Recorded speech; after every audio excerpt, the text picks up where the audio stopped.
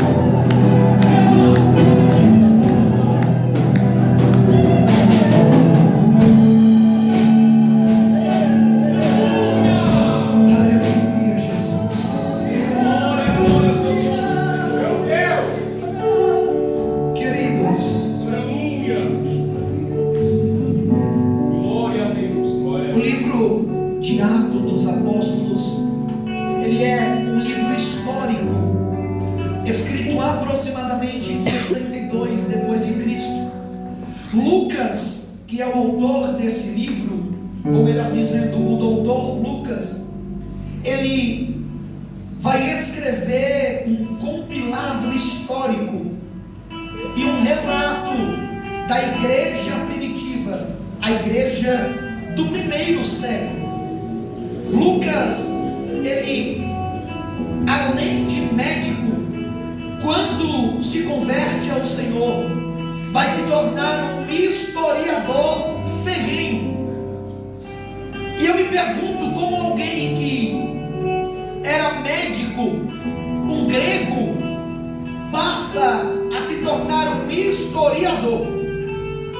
Lucas, quando ele se converte ao Senhor, através do ministério do apóstolo Paulo, eu conjecturo, pastor, eu imagino o evangelista Lucas olhando para Paulo e dizendo: se esse homem, que é um homem comum, tem toda essa autoridade e todo esse poder, imagine o nosso mestre, o Senhor Jesus Cristo. Lucas, ele sentia um anseio em sua alma. Qual pregador? De conhecer o nosso Senhor mais próximo, mais perto. Lucas teve um privilégio que nós não tivemos, de sentar com testemunhas oculares, de sentar com Maria, mãe de Jesus, e perguntar a ela. Eu fico imaginando Lucas chegando na casa de Maria, se assentando e dizendo: como era o menino Jesus? O que aconteceu no seu desenvolvimento? Lucas, ele vai escrever o Santo Evangelho segundo escreveu Lucas.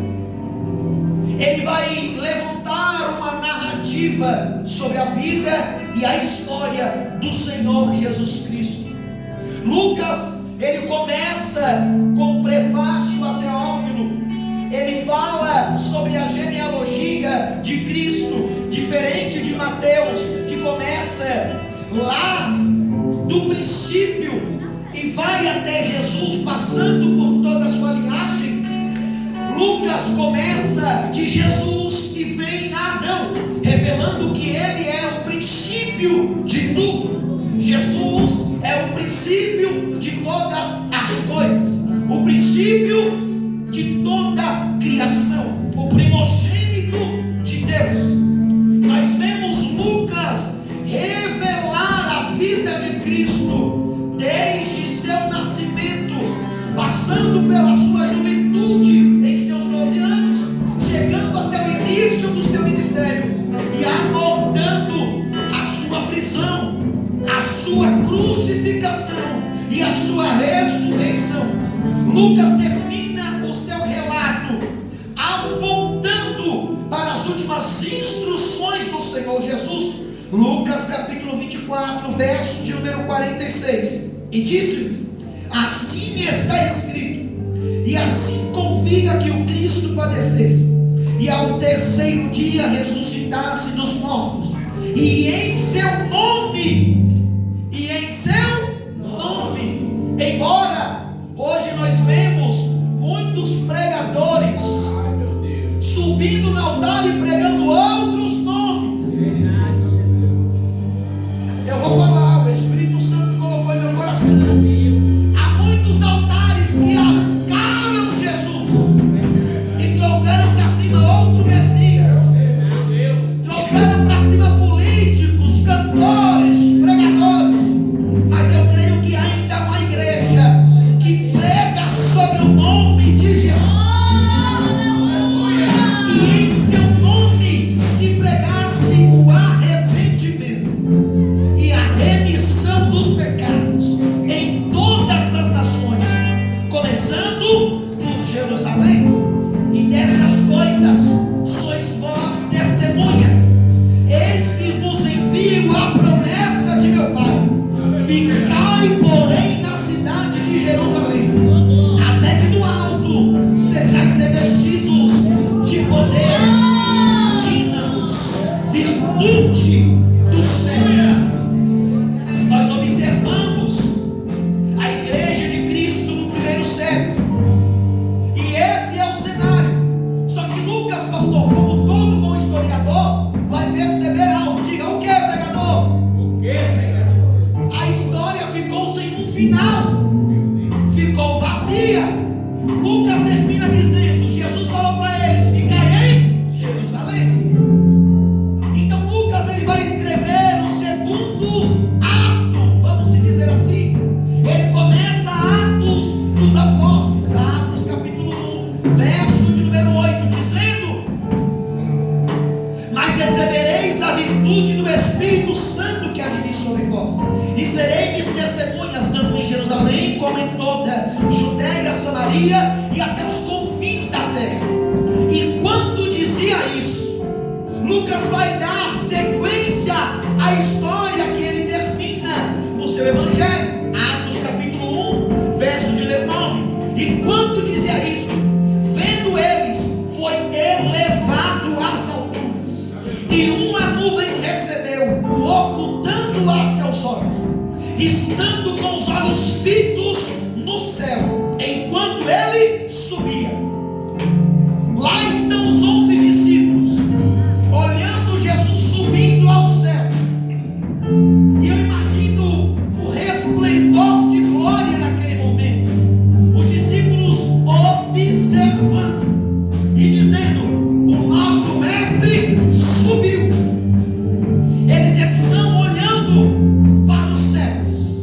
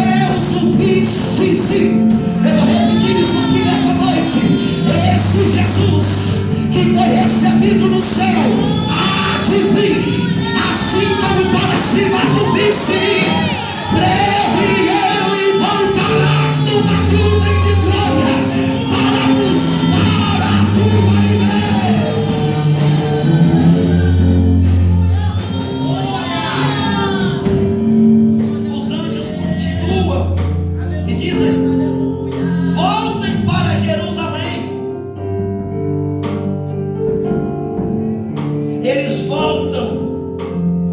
No meio desse percurso, eles percebem que está faltando um.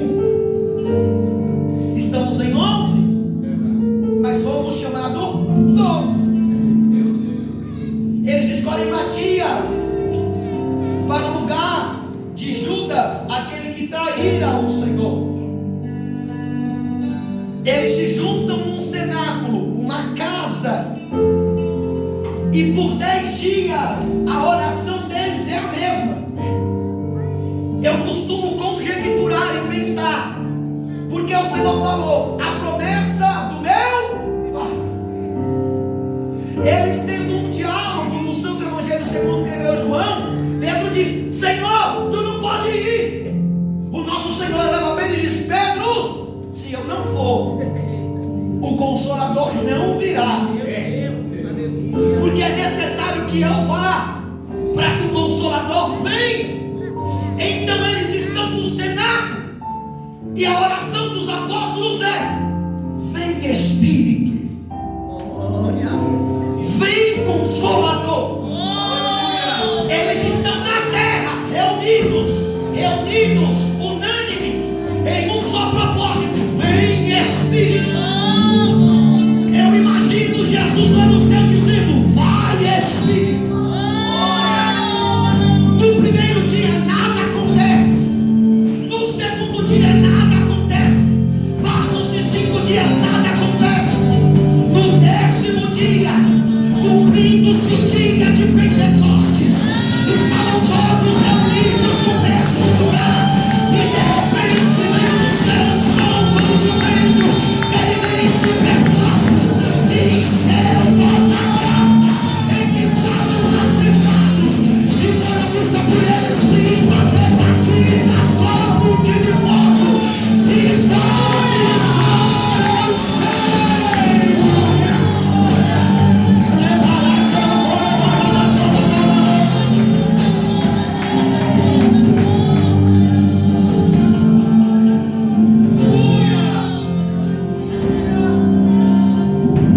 O Espírito desceu,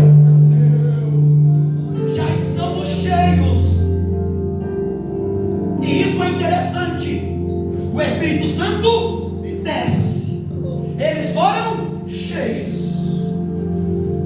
eles começam a falar em outras línguas conforme o Espírito lhe concedia. E aquele dia era a festa de Pentecostes. Havia muitos homens de outras regiões naquele lugar. Quando eles olham aqueles homens 9 horas da manhã falando em outras línguas, eles começam a zombar dizendo, esses homens já estão bêbados esse horário. E interessante é, Pedro está cheio. Se é o Pedro do Getsemane, ele puxa espada, vai para cima e mata os homens. Mas agora Pedro não está cheio de si, Pedro está cheio do Espírito. Porque quem está cheio de Espírito não fere, quem está cheio do Espírito cura. Pedro ele toma posição de liderança e começa a pregar para aqueles homens. Pedro olha e diz, varões judeus e todos que habitai em Jerusalém, seja-vos isto notório e escutai as minhas palavras. Esses homens não estão embriagados como vós pensais, sendo esta a 3ª hora do dia, mas isso é o que foi profetizado por Joel. E nos últimos dias acontecerá, diz Deus, que do meu Espírito derramarei sobre toda a carne, e os vossos filhos e as vossas filhas profetizarão.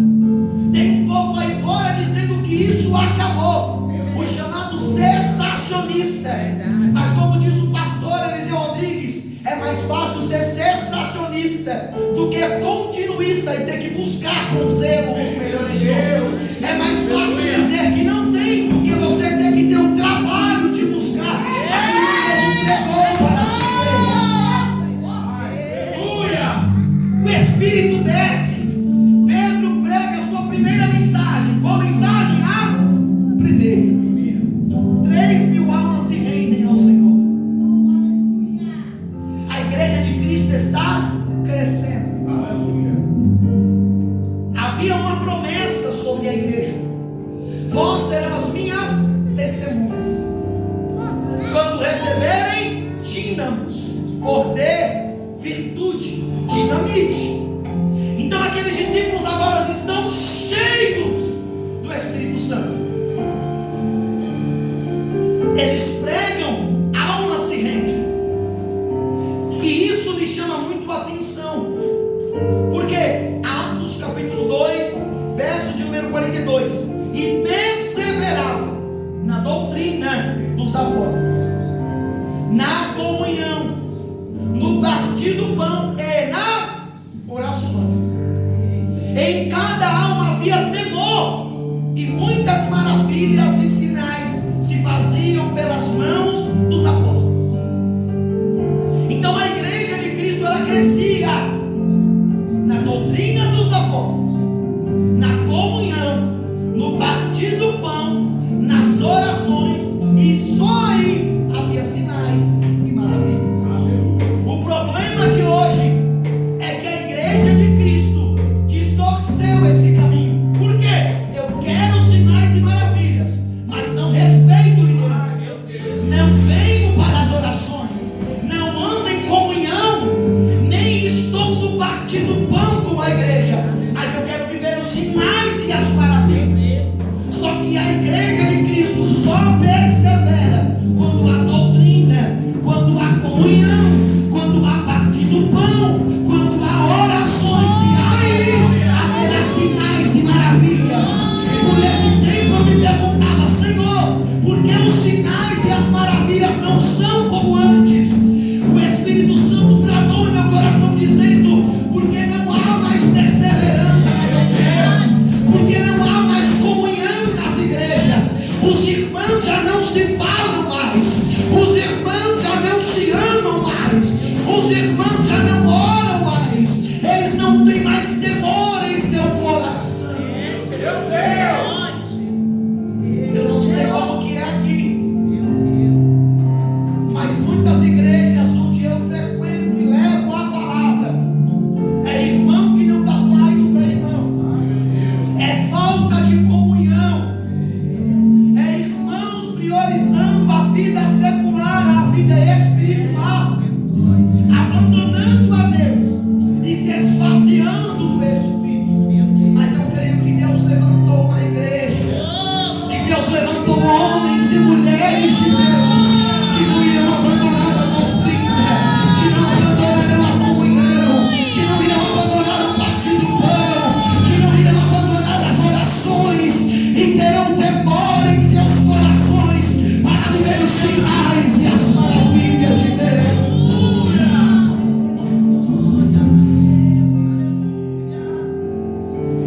A igreja crescia e a igreja perseverava. Pedro está cheio do Espírito Santo, sim ou não? Sim.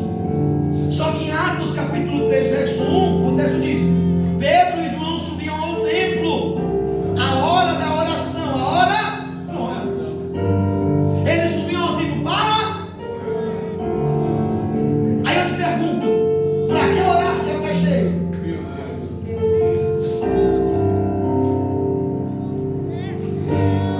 Para que orar se já está? Pedro e João estão indo para o templo orar. Acabaram de ser cheios do Espírito Santo. Qualquer crente da nossa geração no lugar dele ia dizer: já fiquei 10 dias Meu Deus. dentro de uma casa orando. Agora eu vou ir de novo, cedo, de manhã e orar? Vou nada. Porque a nossa geração é uma geração imediatista. Vamos lá? O pastor fecha a porta do templo e diz: 10 dias de oração, quem fica? Meu Deus. No primeiro, está todo mundo fervoroso. Eu vou orar, eu vou orar, eu vou orar. No segundo dia, quem me vê cantando pensa que todo bem. Meu Deus. No terceiro dia, oh Jesus, vai acontecer não? Não vai ser do jeito que eu achei? E aí a igreja se esfria. Mas aquele que está cheio do Espírito Santo, ele tem o seu coração pendido para as coisas do Espírito. Foram batizados 120 cristãos, mas só 2 estavam indo para o templo orar. 2 discípulos, Pedro e João, subiam ao templo à hora da oração. Quando eles chegam na porta do templo, há um varão coxo. E o varão não estava acostumado aos crentes passar e ele pedir esmola. Os crentes passavam e ele pedia esmola. Para ele a esmola era suficiente. E para os crentes a esmola também era. O que eu posso te dar é isso. Conjectura comigo. Passava um, dava 2.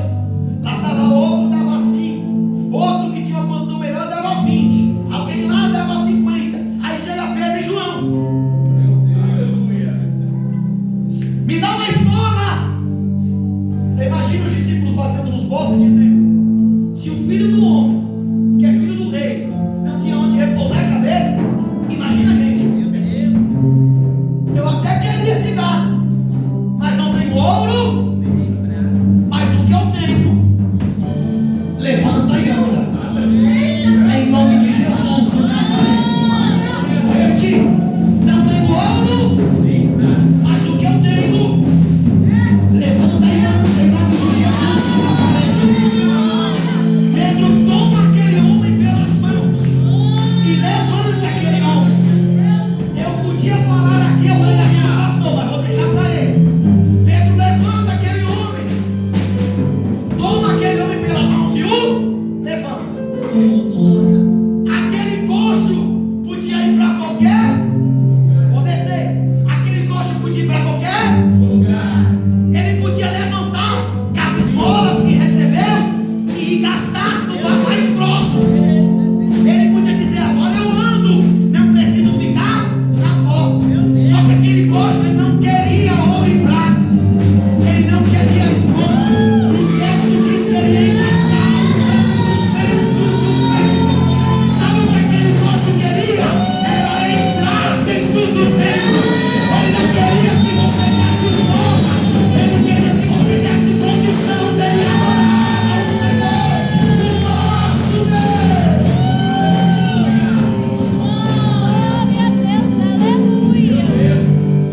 Ele entra saltando naquele templo. Aquele homem paralítico. É interessante, porque Pedro diz: não tem ouro nem. A igreja primitiva não tinha. E não há problema em ter dinheiro. Só que nós olhamos o nosso pai reformador Martinho Lutero estando dentro da sala do Papa, e o Papa olhar para ele e dizer: Lutero, nós não dizemos mais isso. Por quê? Não temos ouro nem prata, porque hoje nós temos. Lutero olhou para ele e disse: verdade, mas nós não podemos também dizer não tem ouro nem prata, mas em nome de Jesus o Nazareno, levanta e anda, porque nós não temos mais poder. Há muitos templos que o ouro e a prata entrou e o Espírito Santo de Deus saiu, e o Senhor Jesus saiu, mas eu creio que ainda uma igreja que não tem ouro, não tem prata, mas tem o poder do Espírito Santo. Está faltando mantimento, mas eu tenho graça. O deserto está batendo, mas eu tenho graça. O inferno quer parar, mas eu tenho graça. Não tenho ouro nem prata, mas o que eu tenho eu te dou. Só oferecemos aquilo que temos. O homem entra no templo, há um alvoroço danado. Pedro, que não é bobo nem nada, prega de novo a palavra. Mais 5.000 almas se rendem. Só que dessa vez, Pedro vai chamar a atenção dos anciões do Sinédrio. O capitão do templo olhando aquilo junto com o céu dos céus, está dizendo: quem são esses? Eu não vi o crachá dele, não. Cadê a credencial? Quem é o pastor? Foi chamado por quem? Quanto tempo tem de igreja? É menino. Nunca nem vi. Eu imagino, pastor, aqui é conjectura de pregador. Alguém chega lhe dizendo: esses homens aí são pescador. O que é que está fazendo pregando? Não foram chamados para isso. Eles são pegos e são presos. Vamos lá, estão presos. Você acabou de ganhar 8.000 almas em 2 dias de pregação.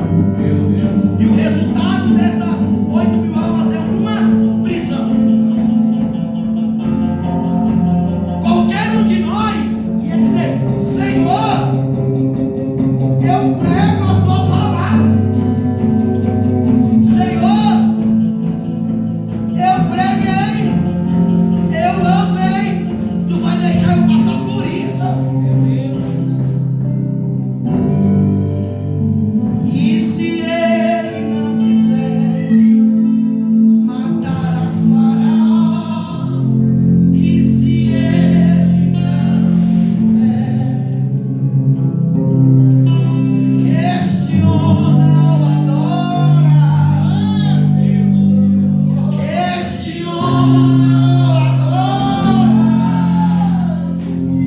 Se ele nada fizer, eu uso a minha fé.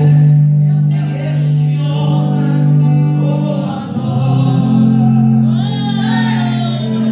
E se ele não quiser fazer o vento cessar? E se ele não quiser o mar acalmar? E no meio dessa tempestade apenas te restar a voz de um adorador, o que é que você faz? Questiona. E aí?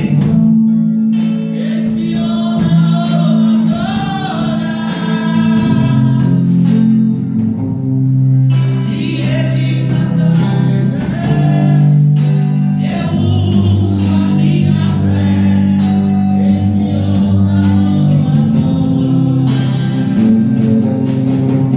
Eles estão presos. No dia seguinte, reuniram-se em Jerusalém os principais, os anciões e os escribas, e Anás, o sumo sacerdote, e Caifás, e João e Alexandre, todos quanto haviam da linhagem do sumo sacerdote. Pegaram Pedro e João, colocaram no meio, e a pergunta é uma pergunta simples e objetiva: com que poder? Vou repetir: com que poder, ou em nome de quem fizeste isso?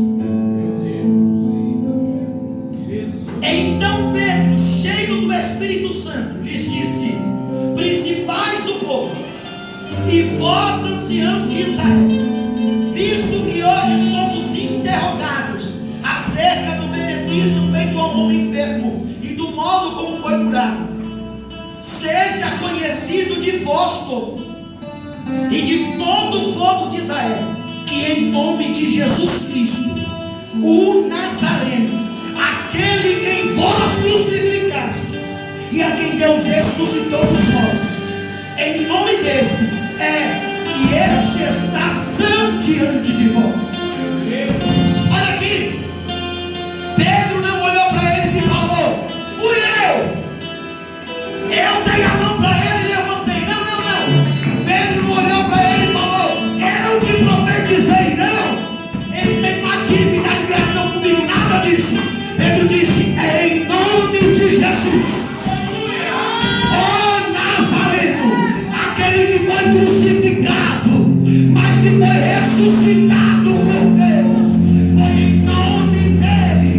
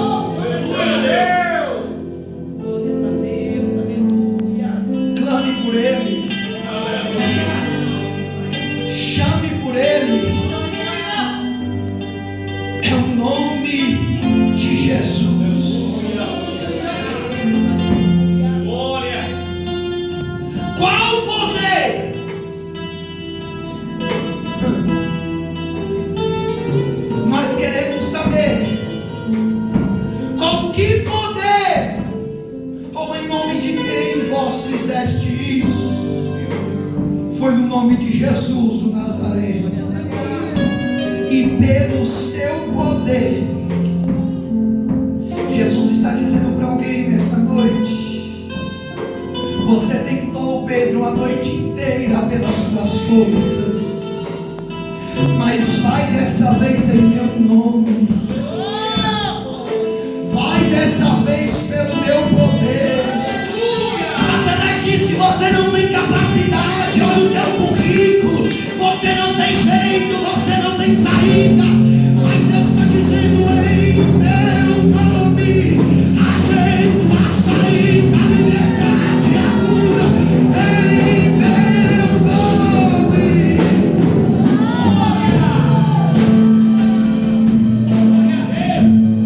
Clame por ele.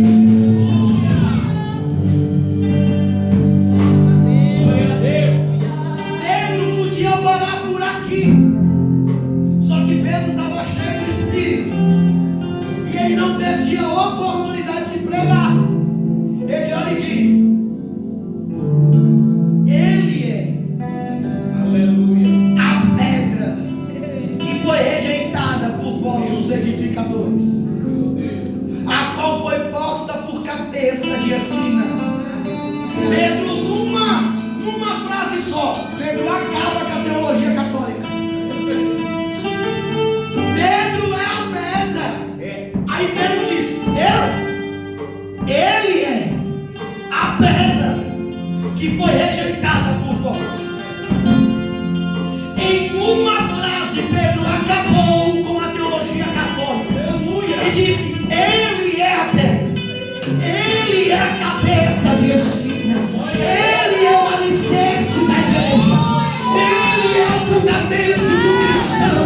Eu não sei como está a sua vida, eu não sei pelo que você tem passado, mas Jesus mandou te dizer: eu sou o teu alicerce, eu sou a pedra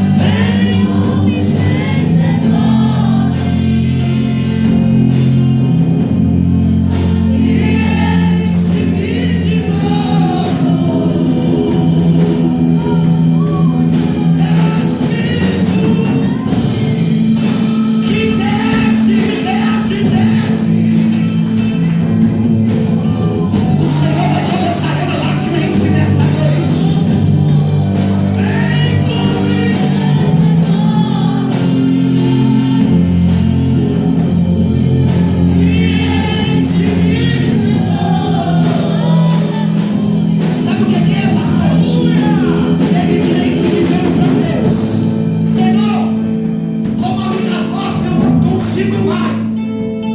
Eu cheguei no meu limite. Se fosse por mim, eu parava agora. Eu desistia, eu abandonava tudo. Só que Deus está dizendo para você nessa noite: eu sou tudo que você precisa. Se você quer pão, eu sou pão. Se você quer água, eu sou água. Tu quer alimento, eu sou alimento. Elias, come e bebe, que longa a tua caminhada.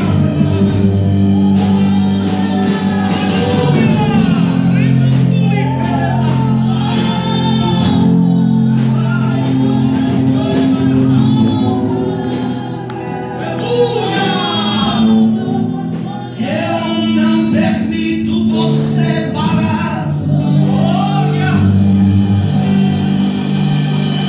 Essa guerra não vai te matar. Esse deserto não vai te calar. A minha ordem pra você é pra marchar. Se põe de pé, Elias. Eu não permito você desistir. Nesse deserto você não vai cair. A minha graça vai te sustentar. Elias, a ordem é pra marchar. Ela é para cantar, é para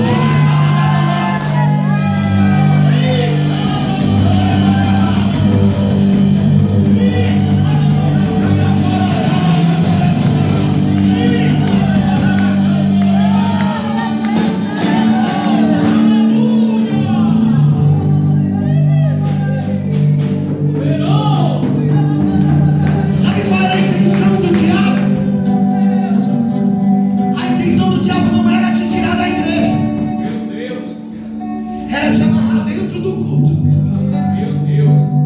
Ele falou: vou matar ela aqui dentro. Eu vou matar ele aqui dentro.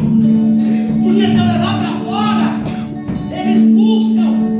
Mas aqui dentro, ninguém vai perceber que ela está morta.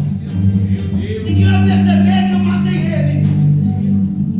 Mas Jesus me manda dizer nessa noite: eu sou o seu alicerce. Eu sou o teu firmamento. Eu sou a pedra angular de esquina. Eu sou o cabeça da tua vida. Eu sou o cabeça da tua casa. Você está ouvindo Satanás batendo em retirada da tua vida. Sabe por quê? O bom pastor chegou nessa noite.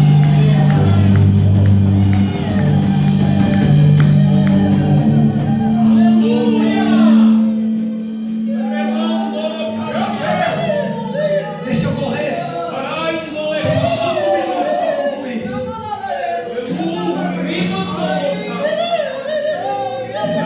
Pedro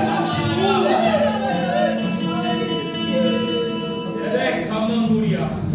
Como disse antes, Pedro podia concluir aqui. Só que ele continua, pastor. E ele diz: e em nenhum outro há salvação. Porque também debaixo do céu nenhum outro nome há, dado entre os homens pelo qual devemos ser salvos.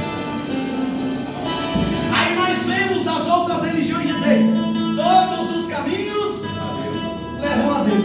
Meu Deus. Aí os crentes Nutella, desculpe a expressão, os crentes fanfarrão, para não perder a amizade, diz: é verdade. Só que Jesus disse: eu sou o caminho, a verdade e a vida. E ninguém vem ao Pai, não é ninguém fala, ninguém vem ao Pai, se não por mim. Sabe o que Jesus estava dizendo? Eu já estou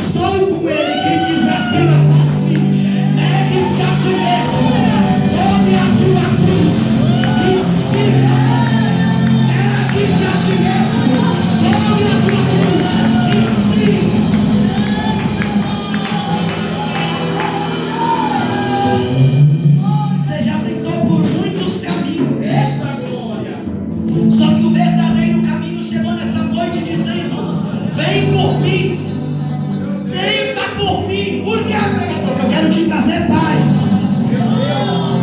Eu quero arrancar esse jugo que estava sobre você. Eu quero te dar alívio e trazer descanso para a tua alma. Só há um caminho, só há um firmamento. Qual pregador? O Emanuel, Deus conosco. Aleluia! Sabe o que Pedro estava dizendo? Esse homem está de pé, não porque eu sou bom, não porque eu estou cheio, mas por causa dele.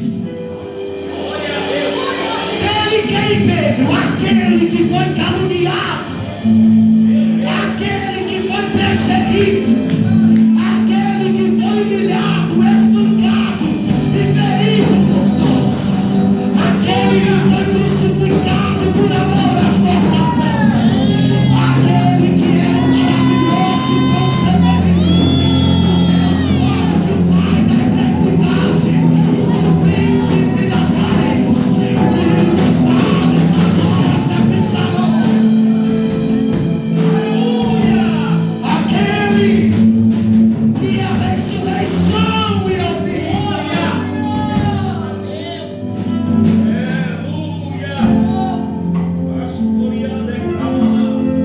Em outras palavras, Pedro estava dizendo: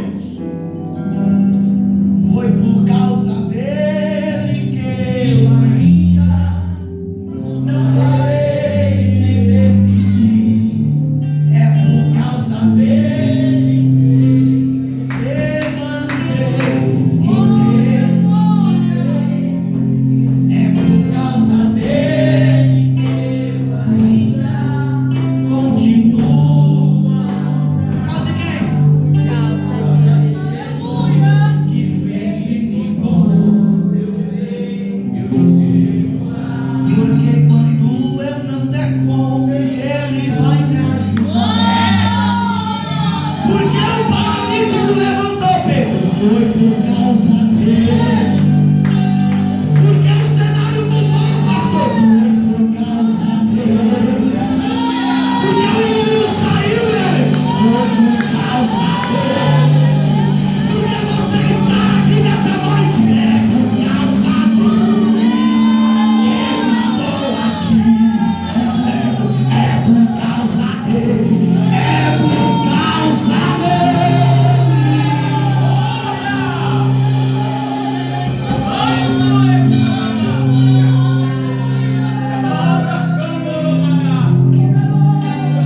Ele que é a pedra angular, ele que é o pão da vida, ele que é a videira verdadeira, ele que é a porta